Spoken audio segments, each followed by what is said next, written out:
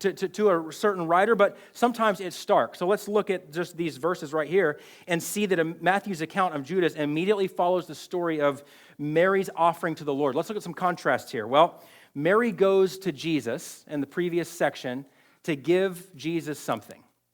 Mary goes and she gives the ointment. She washes Jesus' feet with a very costly ointment.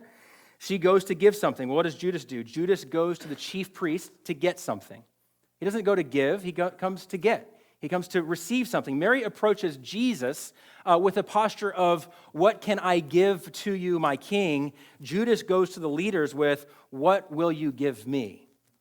Look at these contrasts that the scriptures paint for us. Mary gives to Jesus in a painfully sacrificial way.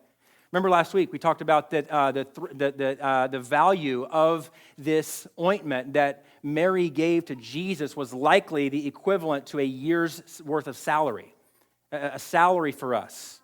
So Mary gives to Jesus in a painfully sacrificial way. All the while, Judas sells out Jesus, and the leaders purchase him for a measly 30 pieces of silver. That's a very small cost compared to what Mary gave. It may be, some people say it may be about a month, but it's definitely less than a year's worth of value. And so it's a considerably less thing. I'm reminded by a song by one of my favorite artists, King's Kaleidoscope. There's a song called What Have We Done?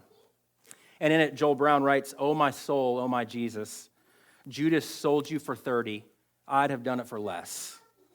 And I think we see something about Judas here. You see, Judas's story is not recorded merely as a historical fact for us to just like, okay, this is who Judas was. No, I believe that the scriptures, what the scriptures say about themselves, by the way, is the scriptures instruct us. They correct us. They reprove us. Judas's story serves as a warning and a cautionary tale for us. And this is what we need to know. And this is very important. Sin, as it is vividly seen with Judas, sin is always, church family, a treacherous trade.